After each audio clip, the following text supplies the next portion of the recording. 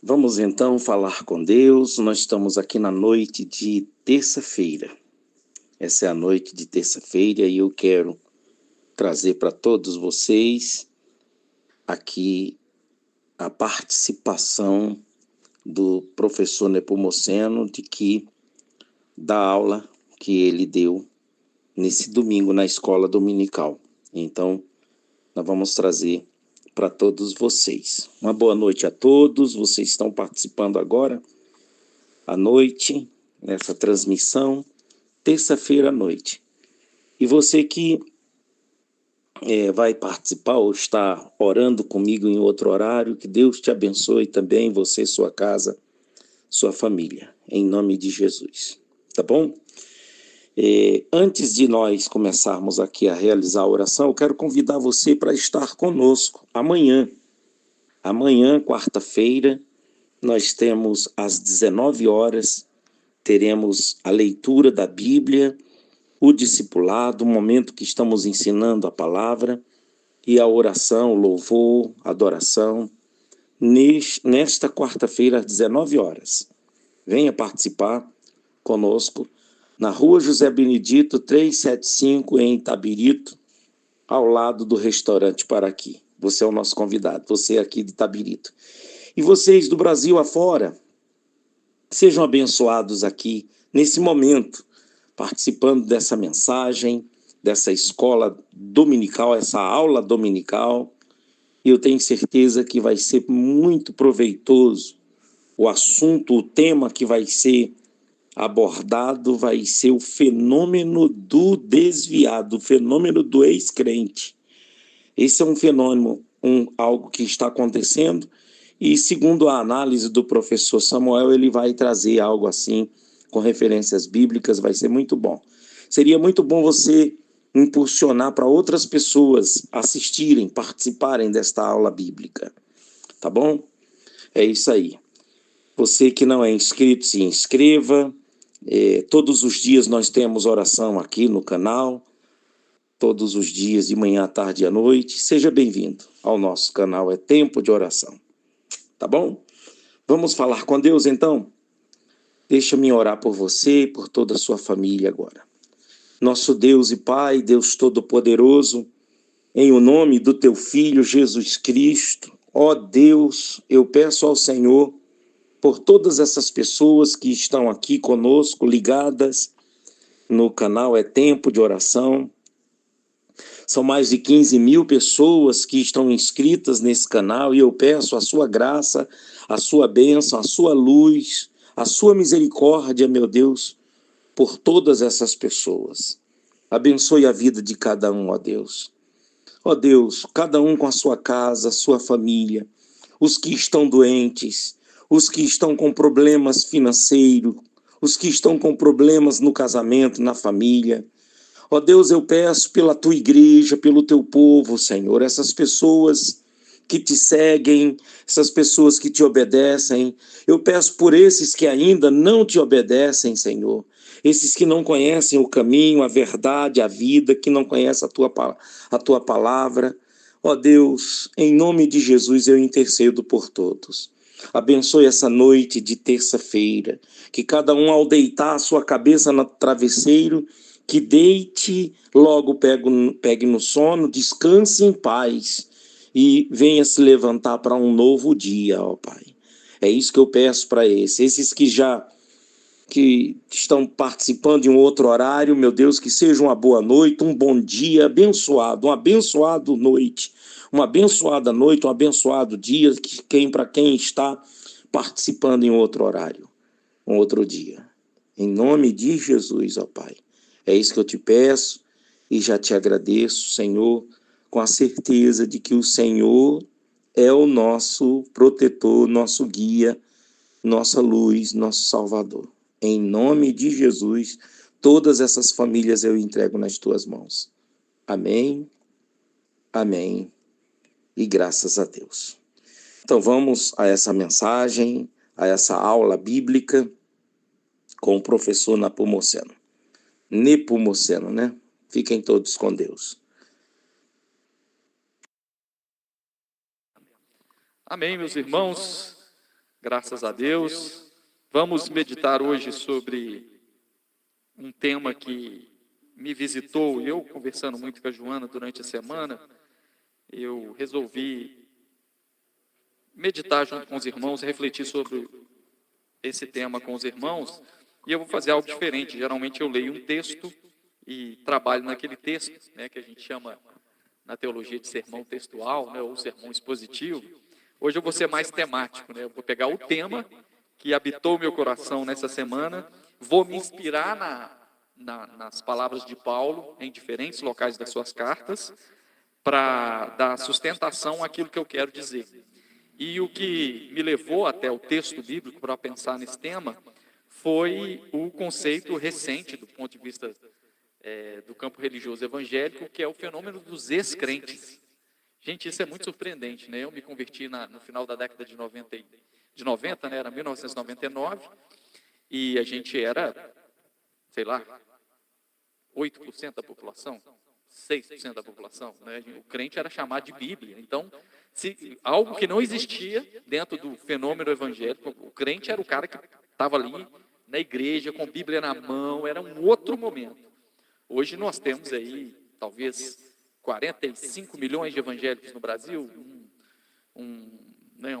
talvez uns 35% de evangélicos no campo religioso brasileiro, e isso parece muito mais evidente nas grandes capitais e regiões metropolitanas. A gente chega a ter até mais evangélicos do que católicos nisso. Por que essa leitura sociológica é importante? Porque até então, nessa época, né, a gente está falando ali, final da década de 90, início dos anos 2000, a gente não tinha alguns conceitos, como, por exemplo, evangélico não praticante e, principalmente, ex-crente. Hoje está uma onda de ex-crente. Então, o cara era crente, aí deixou de ser crente e virou ateu.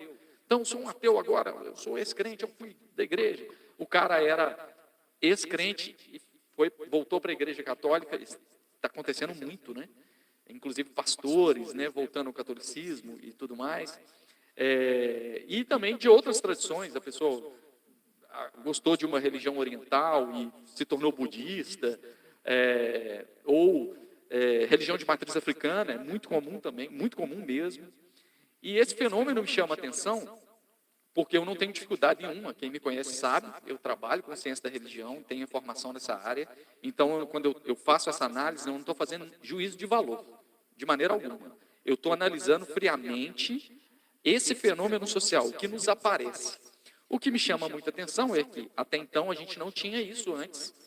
Então, nomenclatura como evangélico não praticante e ex-crente é um fenômeno recente, muito fruto desse inchaço no meio evangélico, né, desse crescimento muito grande. É normal que isso aconteça, de você ter pessoas, por exemplo, gerações, 3, 4 gerações de evangélicos.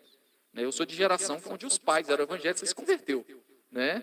E aí agora você tem o cara que é neto, bisneto, e quando você tem uma religião herdada, você só tem uma religião nominal, você ainda não tem aquela religião que é aquela experiência religiosa pessoal. Então você teve aquilo herdado, é muito comum você, enquanto é pequeno, crescer naquele ambiente herdado, mas depois, por grande, se aquilo não foi volitivo, não foi por vontade própria, a tendência é você não praticar mais. Daí a expressão evangélico não praticante, que não era comum, né? Então, eu não vejo problema nesse fenômeno, e não vejo problema também, diante do inchaço, a pessoa transitar entre religiões. Então, sair da igreja evangélica, ou sair do protestantismo, voltar para o catolicismo, ir para uma religião oriental, ou ir para uma religião de matriz africana. O que me chama muito a atenção, porque do ponto de vista religioso apenas, isso é extremamente normal. Agora, me chama muita atenção do ponto de vista do evangelho, você talvez dizer ex-cristão. Encontrou Jesus e largou Jesus. Será que tem motivo para isso? Porque, olha, sinceramente, só do ponto de vista religioso, só do ponto de vista do cristianismo, muitas vezes a pessoa larga com motivo. Prova disso que nós temos hoje um outro fenômeno, já não é tão recente assim, já aparecia ali no censo de 2010 com mais evidência, agora nos últimos 10 anos, que é o fenômeno dos desigrejados. Olha, você vê como é que estudar o fenômeno religioso evangélico é difícil. Então você tem o evangélico praticante, que é o crente de igreja. Você tem o desviado. Quem que é o desviado? É o cara que aceitou Jesus, viveu a sua experiência de fé, mas está no momento de apatia, de que não quer seguir, mas ele sabe que ele deveria seguir. Esse é o desviado, né? O desviado. Aí você tem o desigrejado. Olha como é que é complexo.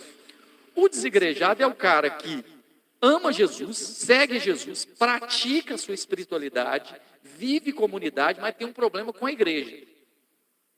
Por quê? Sofreu abuso na igreja, sofreu abuso financeiro, não concorda com certas teologias, como a teologia da prosperidade, com o envolvimento da igreja com a política, né? A chamada teologia do domínio. E, às vezes, começou a estudar um pouquinho e viu que o discurso é muito ralo. A igreja atendeu ele um tempo, mas na hora de ter um feijãozinho para ele alimentar um pouquinho melhor, aquela coisa religiosa não atende ele mais, ele desigreja, mas ele continua crente, praticante. Não é nem desviado e nem não praticante, né? Não é só crente nominal.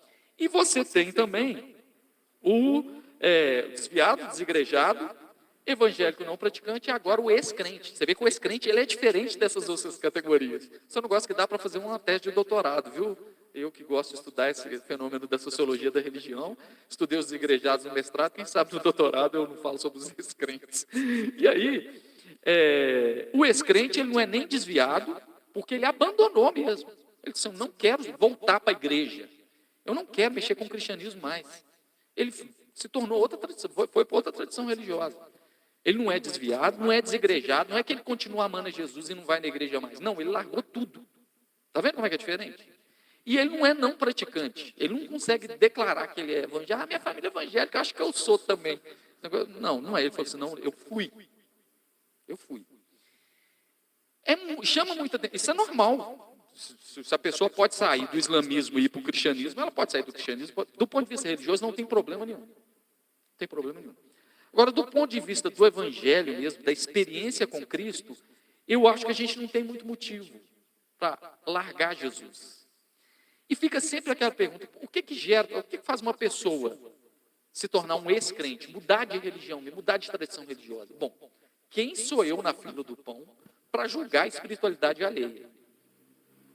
Eu só reconheço que muitas vezes a pessoa tem os seus motivos, do ponto de vista religioso, para largar o cristianismo mesmo. Porque tanta... Né, gente? Porque um sinal de maturidade que a gente tem que ter é que Jesus é uma coisa, cristianismo é outra. Criticar cristianismo não é criticar Jesus. Lembra de Gandhi? Eu gosto do vosso Cristo, não do vosso cristianismo. São duas coisas extremamente diferentes. Um pouquinho de história da igreja, você vai ver o problema que a gente teve no cristianismo medieval, a gente tem os abusos contemporâneos. Então, a pessoa, olhando o fenômeno histórico do cristianismo, ele pode largar o cristianismo, e eu, inclusive, sou um crítico da minha própria tradição, porque eu acho que a salvação da minha tradição, dela não se tornar um ídolo, é ser crítico da minha própria tradição, né? Isso é importante para nós. Então, diferenciar Cristo do cristianismo é um grande salto de evolução. Então, às vezes, a pessoa tem o seu motivo, assim como o desigrejado tem os seus motivos para não se envolver com a religião, com a igreja institucional. Lembrando outras definições importantes para nós. Igreja institucional é placa, é denominação. Igreja comunidade é 2 ou 3 reunidos num só espírito. É o corpo místico invisível de Cristo, né? Hoje, por exemplo, eu estou aqui no Ministério Tempo de Oração. Tem uma placa, uma denominação, gente boa de Deus aqui. Tem uma comunidade dentro da instituição, né? A comunidade é o organismo vivo. A instituição é o fenômeno religioso aparente, né? Então, a gente tem que entender isso. Então, o desigrejado ele tem os seus motivos, não com a fé cristã, mas com a igreja. Por isso o nome desigrejado. E, às vezes, o cara que muda e se torna ex-crente, ele tem os seus motivos por dificuldade com identificação com o cristianismo. Se for por isso, eu até reconheço que ele pode ter bons motivos para largar o cristianismo. Por exemplo, se você for olhar a doutrina, a estrutura literal assim, do budismo, é muito atraente. Uns ensinamentos maravilhosos. E a gente, às vezes, cristianismo, a tradição cristã, a tradição dos homens, acaba achando pelo em ovo, né? Acaba coando mosquito e engolindo camelo. Então nós temos esse imbróglio aí, esse cenário complexo. Mas me chama a atenção se a gente voltar para o Evangelho e falar assim, será que é possível largar Jesus, deixar Jesus de fato, ser um ex-cristão de verdade? Ex-crente religioso pode ser. Inclusive eu conheço muita gente seríssima que anda com Jesus e que teve tanta decepção com a igreja, com o fenômeno religioso da igreja, sofreu abuso, mas continua crente, piedoso, e quer servir. A pessoa tem dificuldade de falar que ela é evangélica hoje. Eu vou falar que ela está errada? Não, eu não sei o que ela passou. Porque até você falar que você é evangélico, mas você não é aquele pastor pilantra da esquina, é difícil, porque você acha que a pessoa que está lá do lado de fora, ela acha que evangélico é tudo num bolo só. Que Malafaia, Martin Luther King, um irmão simples aqui da Assembleia, Macedo, Mundial, tudo é a mesma coisa. E não é, né? A gente sabe que não é. Então, às vezes, a pessoa tem essa dificuldade de identificar. E aí eu reconheço. Mas, quando a gente volta para o Evangelho, fala assim, será que é possível você andou com Jesus, de verdade, conheceu Jesus, e largar Jesus? Dá para ser ex-discípulo? Dá para ser ex-seguidor de Jesus de Nazaré de verdade? E, sei lá, seguir um outro Deus? Bom, como eu disse, eu não sou juiz da espiritualidade alheia, mas isso sempre gera aquela pergunta em nós. A gente fala assim, será por quê, né? Por que se tornou um ex-discípulo, um ex-crente? Crente que eu falo genuíno aqui agora. Será que ele desencantou com a igreja e, no desencanto com a igreja, acabou desencantando com Jesus? Acontece isso, né? É aquele velho provérbio, né? Você vai lavar o neném e na hora de jogar a água suja do banho, você joga a água suja e o neném junto, né? Às vezes a pessoa teve uma decepção com a igreja e ficou decepcionado com Deus nesse sentido. Pode ser? Pode ser. Será que ele foi mal discipulado? Essa é uma grande possibilidade. Às vezes até teve uma experiência com Jesus, mas Jesus, na parábola do semeador, ele vai dizer de sementes que caíram em terra, mas que não criaram raízes, e vieram aves do céu e pegaram a semente, quer dizer, não teve sustentação, não foi bem discipulado, e de pregar o evangelho, fazei discípulos de todas as nações. E a gente vê no inchaço muita gente tendo experiência genuína, mas em não sendo discipulado, largando. Mas não foi discipulado.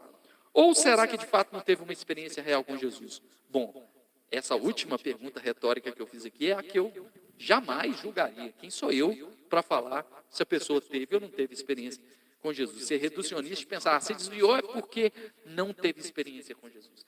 Se mudou de religião é porque não teve experiência. Quem sou eu para falar sobre isso? Né? Senão você tinha que pegar Salomão, por exemplo, que era filho de Davi, imagina, um rei sábio, e que em inúmeros momentos fez ídolos, construiu ídolos para outros deuses. Eu vou dizer que Salomão nunca andou com Jesus? Quem sou eu para fazer juízo da espiritualidade alheia? Eu estou deixando isso bem claro, para não parecer que eu estou fazendo uma pregação, uma reflexão preconceituosa, né? Longe de mim isso. Mas eu gostaria, pela minha experiência com Jesus, e um cara que dá aula de ciência da religião, e ensino vários, isso é um tema que muitos alunos perguntam, mas como, professor, você continua crente e tal, mas você já estudou tantas outras religiões, como que você conseguiu continuar sendo cristão e isso não mudou nada e tal? É porque seguir Jesus, para mim, está numa outra categoria. Não está na categoria de ir no supermercado e falar assim, olha, o cristianismo tem essa proposta, legal. O islamismo é essa, legal. O budismo é essa, legal. Essa é essa. Eu não estou nisso. A experiência com Jesus comigo não é uma experiência religiosa. Jesus, ele não pregou o cristianismo. Jesus pregou o reino de Deus. O reino de Deus é, olha, presença de Deus. Jesus pregou a verdade. Inclusive, ele se intitulou não como uma religião. Olha o nível de superioridade do discurso de Jesus. Eu sou o caminho, a verdade e a vida. Ele não está falando, eu sou mais um aí na fila da pluralidade. Não. Olha que interessantíssimo. Então, quando eu olho para Jesus, e na minha relação com Jesus, e olho principalmente a vida de Paulo, que é um cara nascido fora do tempo, né, vamos dizer assim, ele encontra Jesus depois de Jesus ter passado pela história, né? Ele está aqui no Novo Testamento, mas ele encontra o Jesus ressurreto. Então eu me identifico com Paulo nisso, eu não convivi com Jesus para ter um encontro pessoal com ele. Eu tive um encontro pessoal com Jesus posteriormente. E aí fica sempre essa questão, será que a gente tem motivos para deixar de se tornar um ex-seguidor de Jesus? Ex-crente, você pode ter seu motivo. Você pode ter o seu motivo de ser desigrejado, e eu também tenho os meus motivos de ter muito pé atrás com o fenômeno histórico do cristianismo, mas com Jesus eu não tenho, não tenho condição de ter. E eu gostaria de deixar para você 3 motivos pelos quais eu não largo Jesus. Não largo Jesus, mesmo conhecendo várias outras tradições. Mesmo reconhecendo beleza em várias outras tradições. 3 motivos porque eu não me torno um ex-crente. E o primeiro é porque eu sigo uma pessoa, eu não sigo uma doutrina.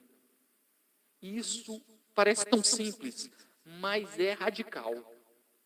O apóstolo Paulo, quando ele está escrevendo a primeira carta, eu não vou citar, mas essa é a base bíblica, tá? Eu não vou citar, mas quando ele está escrevendo a primeira carta aos Coríntios, no capítulo 15, e ele vai narrar a sua experiência de conversão, ele vai dizer assim, olha, eu vos entreguei aquilo que recebi, que Cristo morreu por nossos pecados, foi sepultado e ressuscitou. Apareceu primeiro a Pedro, depois aos 12. Depois foi visto por 500 irmãos. E também apareceu a mim, nascido fora de tempo. Que experiência. Paulo não estava aqui pregando um cristianismo, uma doutrina humana, um conceito, uma religião em contraste com o judaísmo ou com a pluralidade grega de Corinto. Ele está falando, eu encontrei Jesus, gente. Não tem como negar. Eu vi o Cristo ressurreto. Isso é maravilhoso. Isso para mim foi tão... Porque eu sempre tive, eu aprendi com meu pai um negócio maravilhoso chamado temor de Deus. Lá na minha infância foi fundamental. Meu pai, um homem temente, católico, praticante. Eu ia na missa com meu pai. Minha irmã e meu irmão não gostava de religião. Enquanto pequeno ia na missa, depois adolescente, descabiciou, como diriam os antigos. E não queria. E eu, ali, temente, ia em respeito ao meu pai e tudo mais. E eu via Jesus sempre como uma imagem religiosa. Ainda não tive um encontro pessoal. Qual que era a imagem religiosa que eu tinha de Jesus? O Jesus litúrgico, o Jesus ritualístico, o Jesus da religião, que era uma imagem ainda de Jesus, mas não era um encontro pessoal ainda. E quando os meus irmãos, que não se identificavam em nada com esse Jesus litúrgico, ritualístico, e não queria saber de Deus, eles se convertem no pentecostalismo e falam de um Jesus que não é mais litúrgico, que está preso aos dogmas, mas um Jesus que toca, que fala, que te move, que te sopra. Aquilo mexeu comigo, eu saí do Jesus litúrgico para o Jesus pessoal. Eu lembro como se fosse hoje, quando eu estava no colo da minha irmã, saindo lá de Santa Terezinha, em Belo Horizonte, para ir na casa da minha avó, no Barreiro, de ônibus, e eu no colo dela, e ela me contando a sua experiência de conversão. Eu falei assim, mas essa menina nunca gostou de Deus? Ela nunca foi na missa, nunca nada. E aí ela vai e me conta assim, olha aí Jesus, eu encontrei Jesus de verdade. Eu falei assim, gente, é isso que eu preciso. A pessoa de Jesus. Então, eu não me converti a uma tradição religiosa. Eu não sigo uma tradição religiosa. Eu sigo uma pessoa, eu não sigo uma doutrina. Eu sigo uma pessoa, me converti a Cristo e não a religião. Por isso que Cristo é diferente do cristianismo, né? E é por isso que eu hoje, eu tenho pelo menos aí uns 25 anos de evangelho, para mais, né? Aí uns 26, 27. É lógico que o Samuel, que encontrou Jesus lá aos 15 anos, saiu do Jesus litúrgico para encontrar o Jesus pessoa, mudou. Lógico que eu mudei. Eu mudei minha mentalidade, eu mudei minha teologia, eu mudei minha forma de enxergar Deus. Lógico que eu mudei, mas eu continuo seguindo a mesma pessoa. Foi a mesma experiência. Por que eu não largo Jesus? Por que eu não me torno um ex-crente? Porque eu não sigo uma doutrina, eu sigo uma pessoa. Eu encontrei Jesus. Ele apareceu para Pedro, ele apareceu para Paulo e apareceu para mim. Isso faz toda a diferença. Quando você encontrou Jesus mesmo, você fala assim, tudo bem, eu reconheço essa crítica ao cristianismo, reconheço isso aqui legal, isso aqui, então, mas eu já encontrei tudo que eu precisava. Tudo que eu precisava estava nele. Nele habita corporalmente toda a plenitude da divindade. Tudo que eu precisava sobre transcendência estava nele, ou está nele. Então isso é maravilhoso. Isso me dá maturidade para hoje entender que lá na minha infância espiritual, como diria o apóstolo Paulo escrevendo aos Coríntios, quando eu era menino, pensava como menino, agia como menino, falava como menino. Agora que eu sou grande, eu desisti das coisas de menino. É lógico que eu penso Deus diferente de quando eu tinha 16, 23 anos. Porque eu mudo, eu amadureço. Mas a pessoa é a mesma. Aquele mesmo Jesus. E eu vou usar mais ainda. Esse mesmo Jesus estava lá na minha época, onde eu estava ainda vendo ele com um olhar ainda muito litúrgico, ritualístico, mas ele estava lá. O apóstolo Paulo vai dizer que agora ainda vemos em parte, como um espelho côncavo, obscurecido, mas eu vou ver face a face. Então, por que para mim é impossível, é difícil largar Jesus? Porque eu tive um encontro com uma pessoa, não foi com uma doutrina. Se for com uma doutrina, eu posso estudar a possibilidade mesmo, porque a doutrina humana sempre aparece uma melhor. E no meio protestante sempre tem uma. A gente tem a gente tinha duas divisões, né? A gente tinha os tradicionais e os pentecostais. Aí fizeram uma síntese neopentecostais. Agora tem o neopentecostal e os coachings. Aí o church. E sempre sai. São doutrinas humanas. Mas o meu negócio é com aquele que apareceu a Cefas, apareceu a 500 irmãos, apareceu a Paulo e apareceu para mim lá quando eu tinha meus 15 anos. E essa mesma pessoa está comigo hoje. Mudo a minha forma de pensar? Mudo. Muda a minha forma de... Claro, eu estou vivo, o mundo muda, eu vou mudar. Mas a relação com essa pessoa não muda. Então, primeira razão, por que eu não me torno ex-crente, ou por que eu não largo Jesus, é porque eu sigo uma pessoa, eu não sigo uma doutrina. Se fosse doutrina, eu estaria aberto a mudar. E aí, se você for sincero, você vai ler escritos de grandes homens de Deus. Agostinho mudou o seu pensamento ao longo da sua história, sua teologia e filosofia. Lutero, tantos outros mudam, mas não muda o relacionamento com a pessoa. Por isso que não tem como. Eu posso até reconhecer muita coisa boa em outras tradições religiosas, mas o meu negócio é com aquela pessoa que apareceu para mim. Porque eu sigo uma pessoa, não sigo uma religião. Segunda coisa, eu levo na minha alma as marcas do encontro com essa pessoa. O apóstolo Paulo vai dizer aos Gálatas, por favor, não me moleste mais. Eu levo no corpo as marcas de Cristo Jesus. É as marcas dessa pessoa. E a palavra grega para marca aqui é quando lá na agricultura pega o ferro, esquenta para marcar o gado, para identificar o gado.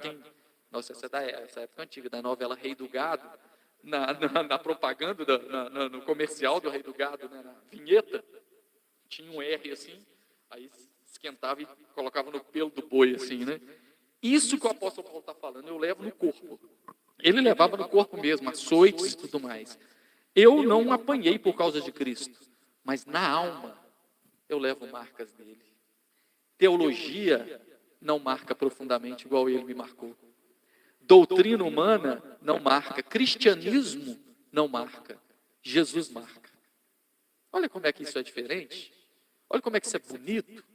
E aí, quando eu olho para mim, aquele menino de 15 anos, e hoje com 40, com outra visão, entendendo como que eu vivo num país capitalista, desigual, nasci num bairro de periferia. Se puxar uma genealogia, eu não estaria 2, 3 gerações de escravidão, de descendente de escravidão, com avós e avós negros, né? E aí, eu estou ali sofrendo as consequências dessa desigualdade de um país desigual, colonizado, e eu estou ali num bairro de periferia sem perspectiva, com baixíssima instrução, não sabia nem para que eu estudava.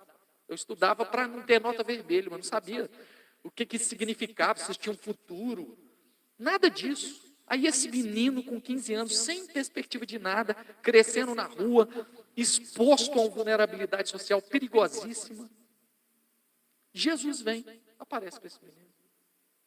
E traz sentido para ele. Um cara que era invisível chega na igreja, o pastor vira para ele e fala: "Ô, meu irmão, Deus tem uma obra na sua vida." Ele falou assim: "Uai, ninguém nunca me falou isso. Deus tem uma obra na sua vida, varão. Deus vai te dar um dom." Eu falei assim: "Gente, eu sou invisível na escola. Eu mal jogo bola aqui." Né? Aquela musiquinha clássica que a gente ouvia e que traz dignidade ao invisível, ao pequenino. Você tem valor, o Espírito Santo se move em você. Você tem, às vezes é tudo que alguém precisa de ouvir que ela tem valor, porque nesse mundo desigual você é invisível na fila do pão. E aí, aquela palavra me visita e me dá um norte. Eu não quis saber de mais nada, eu vou para a igreja. Me deu um norte. Eu ia para o grupo de crescimento na segunda, oração na terça, quarta tinha culto, quinta era minha folga da igreja, sexta era culto de libertação, sábado mocidade, domingo escola dominical, domingo à noite, culto. Ó a rotina, era tudo que eu tinha. E eu me entrei de cabeça naquilo e foi fazendo marcas, aí a gente vai amadurecendo, né? E a gente vai dando ouvidos ao Evangelho. Eu fui vendo que eu tenho valor, eu fui descobrindo dons, eu fui aprendendo a ler Bíblia, fui aprendendo a ler lendo Bíblia. Eu fui tendo instrução, fui muito bem discipulado. E eu fui atendendo a chamada. Tem chamada? Mesmo tem. Né? Eu lembro quando o meu pastor me viu pela primeira vez lá em Belo Horizonte, eu tinha 15 anos. Ele foi perguntar a minha opinião sobre alguma coisa, eu dei uma opinião assim, caricaturada. Ele falou assim: "Olha, imagina, você com 15 anos, invisível, o pastor virar para você e falar assim: olha, meu irmão, isso é coisa do Espírito Santo, hein, meus irmãos? Depois fala que eu sou crente." Aí ele virou e falou assim: "Olha, Deus tem um chamado na sua vida, viu? No tempo certo, você vai para o seminário, você tem um chamado pastoral." Depois de 8 anos, eu estava fazendo faculdade teológica. Como é que isso não marca a gente? Teologia marca a gente assim? Doutrina, cristianismo ou uma pessoa? E aí eu fui sentindo essas marcas. Aí um cara sem perspectiva, estudei, fiz graduação, pós-graduação, mestrado. Fui morar no Espírito Santo, morei no Espírito Santo. Deus me sustentou lá, tinha um sonho de voltar para Minas, voltei para Minas, passei em concurso, saí de concurso, passei em outro concurso. E Jesus está aí marcando a minha história o tempo inteiro. Como é que eu largo isso? Eu posso largar a doutrina. Eu posso largar a tradição. Agora, esse que marca, não tem condições. Um Jesus que se faz presente em nossas dores e angústias. Eu lembro de um testemunho que eu dei na igreja. Isso para mim marca. Eu venho de uma família muito simples, muito pobre, com muita dificuldade. E eu lembro que lá em casa tinha um vazamento no banheiro, cara. Isso marca a gente. Teologia não marca, não. Tinha um vazamento no registro do banheiro. A gente não tinha condições de trocar o registro. A gente só tinha condições de... Era um desafio. Sabe aquela família pobre brasileira que para construir um cômodo é uma vida inteira para construir um quarto? Então essa é a minha família. E eu lembro que eu andando com Jesus e tal, aí o pastor da igreja, eu recebi uma oferta da igreja, e ele foi lá e reformou o banheiro. E eu fui dar o testemunho na igreja de que o meu banheiro foi reformado. Para mim, isso é marca de Cristo. Porque eu sabia da angústia que era ver aquela parede merejando. Assim, minha casa já era muito pobre. E pingando, você não ter condições de superar aquilo. Uma marca, um banheiro que foi. E Deus com a gente, com meu pai doente, e dando provisão. São as marcas de Jesus. Não largo Jesus por isso, porque é uma pessoa que faz isso. Não é uma doutrina, não é uma tradição religiosa. É aquele que apareceu primeiro a Pedro, depois a Paulo. E eu levo, não no corpo, mas na alma, essas marcas. Por isso que eu não largo Jesus. E o terceiro motivo que eu gostaria de deixar para a sua reflexão. Por que eu não largo Jesus? Porque Jesus é tudo que eu preciso. Jesus para mim é o suficiente. Gosto demais. Né, o apóstolo Paulo escrevendo, poderia até ter pego esse texto do da carta aos Colossenses, quando ele fala que a nossa vida está oculta em Cristo e que nele habita corporalmente tudo o que a gente precisa sobre Deus, sobre espiritualidade, sobre transcendência, está em Jesus. Eu não preciso de Jesus e Calvino. Eu não preciso de Jesus e Lutero. Eu não preciso de Jesus e a tradição romana. Eu não preciso de Jesus e outras tradições. Para mim, isso não significa que eu não seja aberto para reconhecer sabedoria em todas as outras tradições, inclusive em Confúcio, em Siddhartha, em tantos outros. Mas o que eu preciso, e que me completa, e que me é suficiente, é Jesus de Nazaré. E isso está em Jesus, e não no cristianismo. O cristianismo tem suas falhas, mas o Cristo, ressurreto, esse me é suficiente. Gosto de quando Jesus está lá com Marta e Maria, e Marta está lá naquela ansiedade toda, e Maria está aos pés de Jesus. E ele fala para Marta: Marta, por que você está preocupada? Pouco lhe é necessário, senão uma coisa só. Pouco é necessário, só Jesus. E ele vira para Maria: Maria escolheu a melhor parte, e isso não lhe será tirado. Jesus é tudo que eu preciso, meu irmão. Eu posso mudar minha teologia, eu posso mudar minha leitura bíblica, eu posso mudar outras ideias, mas o encontro com Ele é tudo que eu preciso. Tudo que eu preciso. Não consigo ser ex-cristão por isso. Porque eu sigo uma pessoa e não sigo uma doutrina. Porque eu levo comigo as marcas na alma desse encontro com Jesus, que continua me marcando até hoje. Tive uma marca recente agora, né? Passar num concurso impossível, né? A gente fala que Deus abre porta, a porta que Deus abre, essa porta que Deus abriu para mim aqui, nem parede tinha. Abriu porta sem parede. Para mim é marca. É marca. E teologia não faz isso. Jesus faz isso. O homem das mãos furadas faz isso. Então, meu querido irmão, eu não sei como é que você mede a sua espiritualidade. Eu não sei se você tem algum desencanto com a igreja. Não sei se você tem algum desencanto com o cristianismo. Mas eu queria que você colocasse a sua fé totalmente voltada ao autor e consumador dela, que é Jesus de Nazaré. E como que você deixa a sua fé genuína? É olhando para Jesus. Eu fui um cara, muito tempo na minha vida, eu era muito só escritura. Tudo meu era base bíblica. Base bíblica para cá. Mas eu posso fazer uma base bíblica para inventar um monte de coisa. Fazer uma coxa de retalho bíblica. Todas as tradições e denominações têm base bíblica. Mas eu quero saber se tem base crística agora. Eu saí do solo escritura e fui para o solo Christus. Quanto mais próximo de Jesus, para mim, mais suficiente. Quanto mais próximo de Jesus, mais aquilo que Jesus disse, que Ele é a porta e aquele que entrar e sairá e achará pastagem. Nele eu acho essa pastagem. Então eu gostaria de te desafiar a ter uma espiritualidade profundamente cristocêntrica, porque às vezes você está com espiritualidade de crente, mas não está cristocêntrica. Às vezes você está com uma espiritualidade muito religiosa, mas não está cristocêntrica. Como que eu faço isso, Samuel? 2 conselhos. Primeiro, releitura dos evangelhos. Leia Jesus. Leia o Novo Testamento em linguagem mais acessível, na linguagem de hoje, para deixar um Jesus mais pessoal e menos engessado pelas nossas interpretações tradicionais. Releitura dos evangelhos. Segunda coisa, a comunhão simples. Foi ele que disse: olha, eu sou o cabeça e vós sois o corpo. Não tem como seguir a Jesus se você não se relacionar com o corpo. Eu preciso do Juliano para ver Jesus, eu preciso do Diego para ver Jesus, eu preciso da Jamilas, da minha esposa, dos irmãos online, do Lira. Segue Jesus assim. E sempre coloque Jesus como a sua chave interpretativa da sua espiritualidade. Por que eu não largo Jesus? Porque eu sigo uma pessoa e não uma doutrina. Por que eu não largo Jesus? Porque eu levo na alma as marcas desse encontro pessoal.